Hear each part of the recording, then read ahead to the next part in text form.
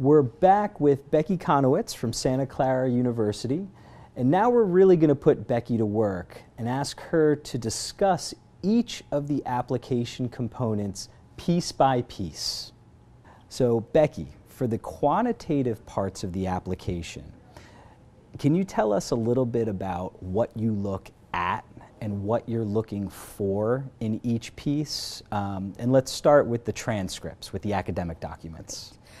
For the academic documents, we're really trying to assess the secondary school curriculum. So if your secondary school in your country is 2 years, 3 years, or 4 years, we want to see that whole curriculum for those number of years you were in secondary school, and then the marks you achieved. We will, in my case, if I'm not familiar with the country, I will make sure I become familiar so I can assess if you've achieved at the highest level possible in that curriculum. It may not be across all courses, so we might have an applicant who's more geared towards the humanities and the sciences, but what I'm trying to understand is, did you achieve at the highest level for your country and your curriculum as it relates to what you're applying to at Santa Clara? Just a quick follow-up question to that one. So many of the students that I work with, and a lot of the students taking this course, are from a national curriculum. And they worry about how they'll be compared to students who are taking a U.S. curriculum. For instance, how do you look at a student in a national curriculum when all students in the country take the same classes? How can you evaluate them, or how do you evaluate them? That's a great question. First and foremost, we don't compare you to a U.S. curriculum student, so that's not our practice at all. So we're going to look at a student in their national curriculum, and those leaving exams or those mid-year exams, any national exams that we receive, we're going to look at how do you compare against all the other students in your country who took that exam. And many times those exam results give us that in a pretty transparent way, and we know that. So that's what we're going to be looking at for those. It is not a, you're not at a disadvantage because we are looking at the curriculum you went through, and it wasn't by choice. You are the curriculum that you take, and so we're looking for those students who excelled against their peers in that same curriculum. Becky, you mentioned national examination results, which we always draw the line that a national exam is an exam you need to take in order to graduate from your country's secondary school system. When a student submits national examination results to you, do you look at them separate from the transcripts, in conjunction with the transcripts, or how do you view national exam results? This is one of those it depends situations because national exams will vary around the world. My first recommendation is the student does complete that. So they have a high school document of proof of graduation from their secondary school, because that may be important later, especially in their home country. So we never want to deter a student from taking that final step in their process. However, sometimes the timing doesn't work with our application process. So students will apply while to a U.S. university without that leaving exam because they're not done yet. They haven't taken it, or it's not offered till June, but the application is due in January. So we often receive questions about that. That is okay. We will request that those final leaving exams do come when they are available if you are enrolling to our university, because we want to make sure that you completed your academic curriculum at the level to which you had said when you applied. So when you applied for admission, you said you were going to be graduating from your secondary school with some predicted marks, perhaps. And so we want to verify. So it's on the condition that you've maintained that level and you will finish your secondary school. So when the national exams are available, we look at them as a way of an academic assessment with a transcript. And so what we're saying is, how did you achieve compared to all your peers taking this exam? And what courses did you take the exam in, and are they in preparation with the major of your choice to Santa Clara? But like you said, it does all depend, since national exams are so different from country to country. Correct. So, great. So now the question that strikes fear into the hearts of all international students, testing. Yes. So Santa Clara, as you mentioned before, requires students to take either the SAT or the ACT. First, does Santa Clara have a preference between the tests? And second, what is it that you're looking for in testing from international students? Great. We do not have a preference. It's the ACT or the SAT. We only need one of those exams. I would encourage students to understand the exams first because they're tested and graded in two different ways. And so if you might have a natural tendency to be stronger in one exam over the other. So that would be a piece of research and advice I'd encourage. What we look for think of it as, it truly is, it's a standardized test that we require all students. So we are comparing you in a standard way, your score results across all 15,000 applications that we've received. Please keep in mind, as an international admission officer, I understand that this exam is not meant for an international student. I understand you might be doing math with our currency of quarters and dollars versus your home currency, or maybe miles versus kilometers. I understand that those hurdles are there with these standardized exams that are met for a very US audience. However, especially, for example, with the math section, we do believe that students should have a certain level of comprehension, especially with math-orientated majors such as math, computer science, engineering. The critical reading and the writing section is, again, just a balance for us to understand, are you ready to handle an entire academic curriculum in English? The test of English for a TOEFL or IELTS is testing your English. We want to understand your academic ability, and so that's really what that critical reading and writing is giving us information on, is that can you handle this environment completely in English? But you will be held in Santa Clara's review process to a similar level as domestic students. And this is because we have plenty of international students who apply who achieve quite well in those standardized tests. It's not because we're trying to cause an extra hurdle for you, it's because we do attract students who have taken the time to study for that exam and achieved at a high level. And many of them will tell you that their national curriculum has already prepared them for some of the topics in the exams. And finally, an area that you've already touched on a little bit, but English language proficiency testing, specifically the TOEFL or the IELTS. When you look at those scores, what is it that you look for? I'm looking for consistency because those exams have several parts, as you're aware of, everything from speaking to writing to listening and to reading. And so I'm looking for a student who's consistent across all areas because it is a challenge in the U.S. classroom. You are expected to read a lot, to write a lot, to speak. You have to give many presentations at Santa Clara, and so I am making sure that a student whose second language is English, that they can handle our academic environment. So I look at that exam looking for consistency. The faculty at Santa Clara have set the minimum score. So they are the ones who have said at this level a student can exceed or succeed in our classroom environment. So for us, it's both making sure the student can be successful, but is consistent across all venues of the English language.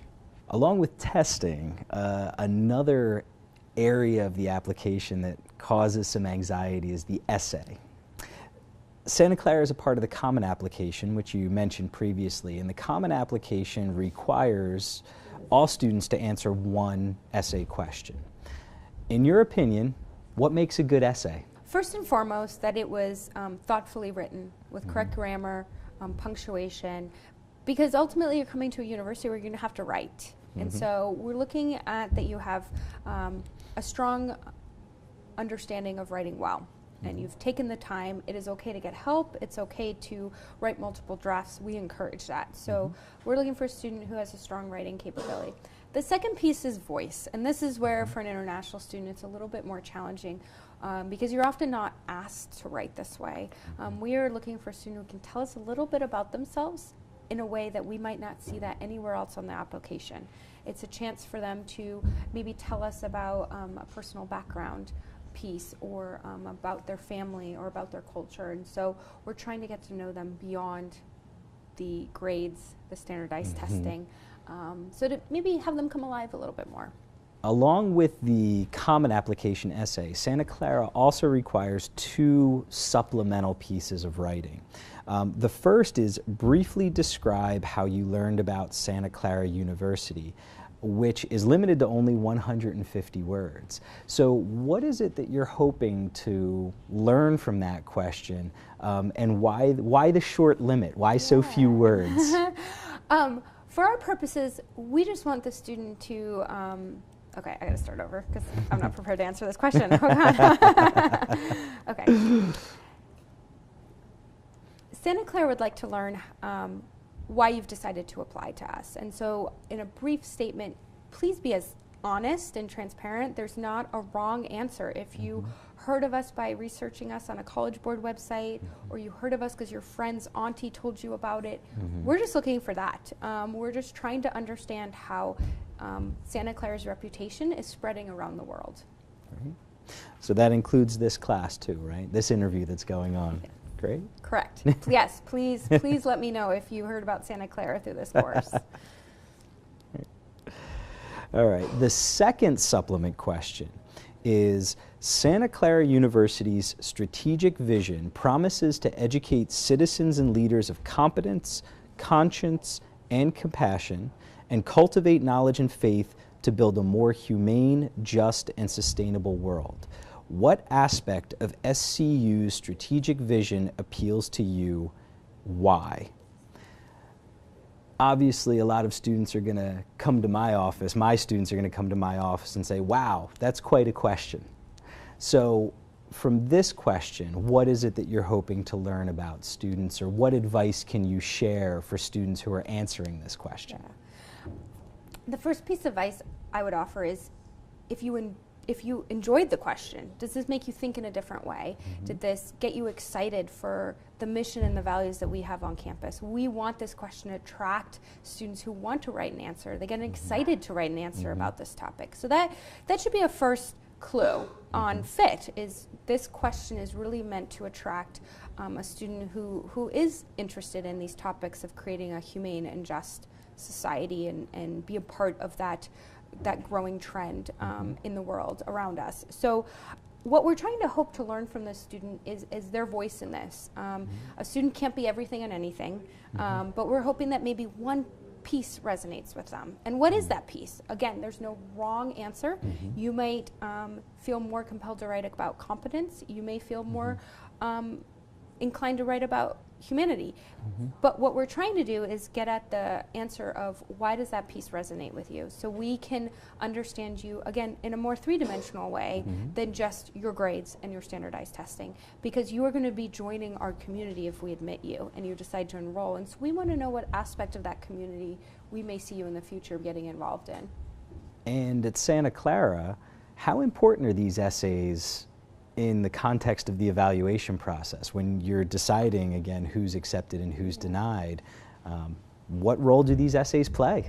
These are as important as every other aspect of the application, because we are taking the time to ask them and we are taking the time to review them, and so they are important because we know we're different than many other universities you're applying to, and so we want to also try and find out how you're different among all of our applicants, and so we think these extra questions will give us that clue to who you are and how you may be different in offering some unique aspects to our community. Santa Clara requires one academic letter of recommendation. Letters of recommendation are something that's foreign to some cultures. So can you talk a little bit about what, in your opinion, makes a good letter of recommendation, and how do you use the letter of recommendation in the evaluation process? Yeah.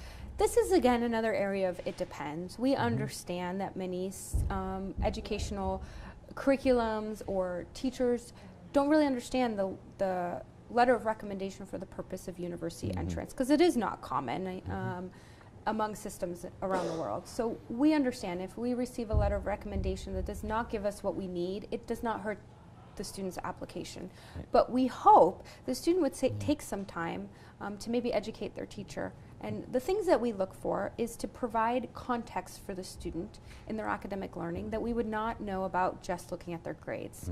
So things that resonate in a letter of recommendation is, are they naturally curious? A teacher knows that in their classroom if a student is naturally curious. Is it a student who's developed some discipline to turn in their work on time and study extra? Or maybe they're a student who tends to help out those students who don't understand the subject very easily and they have patience to teach and be a peer tutor. So we're looking for key characteristics that we can't learn from just a grade or a result on a national exam. So I hope, as international students, if you're asking somebody to write a letter of recommendation from an academic standpoint, if they're unfamiliar with the process, to educate them a little bit. But certainly, if you can't get that across, it's not going to be something, at least from a Santa Clara perspective, that we're going to hold against you as the applicant, because we understand it's not a normal process in many curriculums around the world. As a common application school, Santa Clara requires students to submit school forms. Actually, I should say, as a common application school, the common application requires students to submit school forms. How important are the school forms in the evaluation process? Yeah. Great question, Eric. I think the first piece is to know that when this is a requirement, it is a piece that really helps complete your application for review. Now, how we evaluate is a different story. First off, I always tell my international students, if you're resourceful enough to get this form filled out by a non-native English speaker in your school, that's pretty amazing to me, because it is a complex form. And so I value that resourcefulness, that a student can submit this and get an administrator to do that. So please work hard at doing that, because that will stand out. But how we actually use the form will depend on what information is filled out. Some of the information, for example, is how many students are in your class, and so we have a sense of your learning environment. It may answer a question about the curriculum you're on, so it's verifying that a school administrator is telling us that you're on national leaving exams, or that you're on a curriculum that is different, that we may need to do a little bit more research on. It will also give us information about your peers, and do they go on to university work? Are you in an academic environment where everybody is trying to get a higher education? And so we can, again, put you in context of the environment. But the biggest message I hope I can get across to international students is many of these forms are complicated and not meant for national curriculums around the world. So international students do have a hurdle with them. But if you can be resourceful and find a way to have an administrator fill it out, you've stood out in our application process. The Common Application has a section for students to list their activities, but on the Santa Clara Supplement, you do something unique, which is allow students to upload a resume. So what information do you recommend a student to include on their resume? And do you have any tips about how long it should be, or what they should focus on, or how to model it? Anything about the resume that you'd like to share? Yeah, great question. I'm really glad Santa Clara allows students to upload a resume or CV. But my advice is, don't leave that extracurricular section blank on your Common App, because then that shows us that you didn't care to fill out a section. So make sure you fill out that section as best as possible. The resume for an international student is really a chance on one page, maybe 2 pages. 6 or 7 is too much, and we won't get to that. But 1 to 2 pages, explain your community roles, explain any leadership opportunities, any additional outside of school activities or camps or workshops you've been a part of. And I think for an international student, you can design that resume as flexible as you want. It's really about how you're going to get the information across.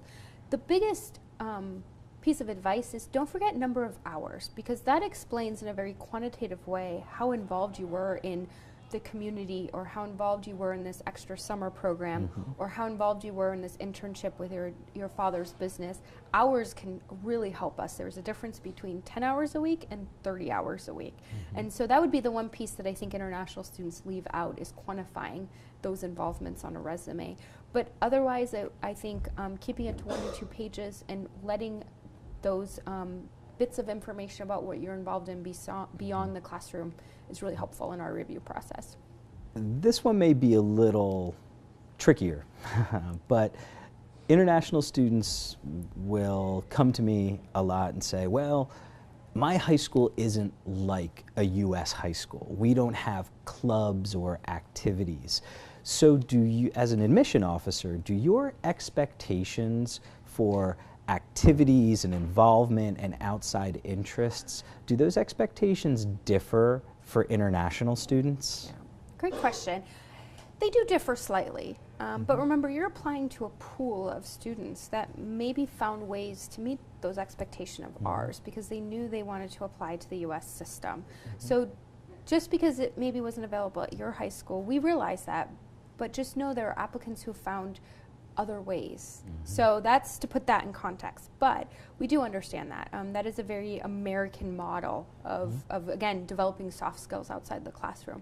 But you'd be surprised. We read applications every day from countries around the world where extracurriculars are not valued, and somehow their students are able to show us that they are more than just their leaving exams. And they may do that through NGO work, summer work, helping their parents' business in some way, taking care of a large family, traveling.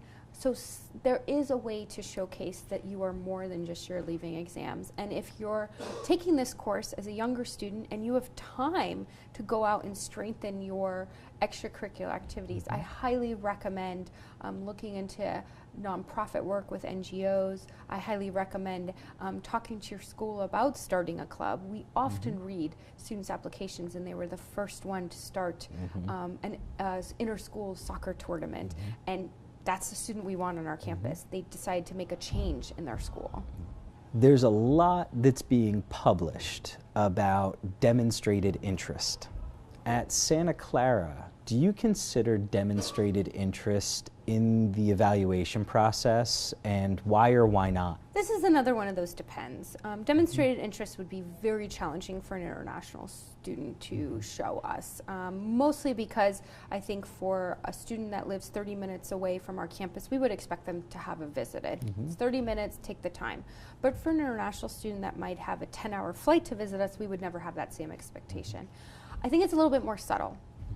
For an international student to submit an application and know something about us can come out in those extra supplemental writing, but we don't weight it as heavily as we might for other students, because given the context of the distance, demonstrated interest wouldn't be something that I would say an international student has to be as concerned with in our process. So you alluded to it a little bit with demonstrated interest coming through in the writing supplements, but are there other ways at Santa Clara that an international student could demonstrate interest in the university without visiting?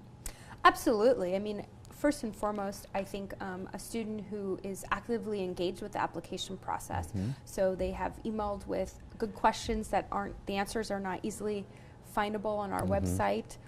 Students who have checked in and maybe introduced themselves to the international admission counselor like myself. I think international students who have connected with a current international student, again, shows that you're engaged, you're trying to understand who we are, and let us know that.